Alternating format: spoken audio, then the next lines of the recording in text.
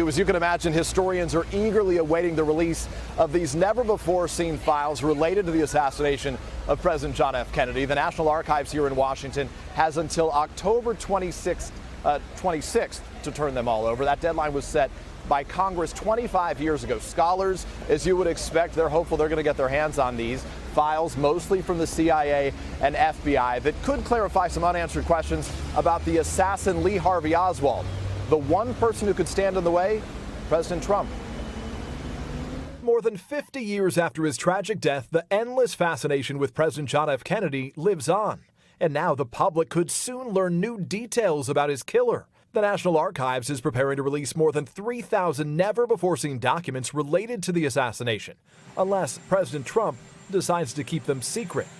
For now, the White House tells NBC News no decision's been made, but the documents could be kept in the shadows for reasons of national security. Historians fear President Trump could torpedo this chance to shed light on an event that sparked countless conspiracy theories. If documents are held back next month, I think that will only add to the confusion, that will add to the cynicism.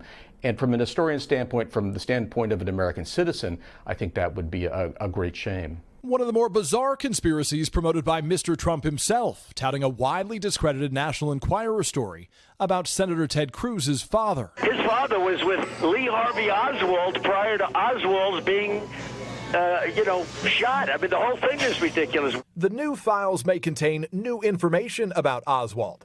Just weeks before the killing, the 24-year-old traveled to Mexico City, visiting Soviet and Cuban embassies, apparently to secure visas to enter those countries. But details of his trip remain a mystery, raising questions for some about whether or not Oswald had help, or if the U.S. government was aware of his intentions before the shots rang out in Dallas. Ask not what your country can do for you. Ask what you can do for your country. For decades, JFK's legacy has loomed large in American politics, his death becoming a turning point in our history, with movies and documentaries analyzing every detail. Images of Camelot still mesmerizing the world today. He was just glowing in his leadership in the country. Everyone looked up to him, and many loved him. The future looked very bright, and then it was over in a flash. Now the question remains, will President Trump allow new information to come to light, or keep it under wraps? Again, that deadline is October 26th. Among those leading the charge to get these documents turned over, the Republican Senator from Iowa, Chuck Grassley, who gave NBC News a statement that reads in part, Americans deserve a full picture of what happened that fateful day in November 1963. Shining a light on never-before-seen government records is essential to filling in these blank spaces in our history.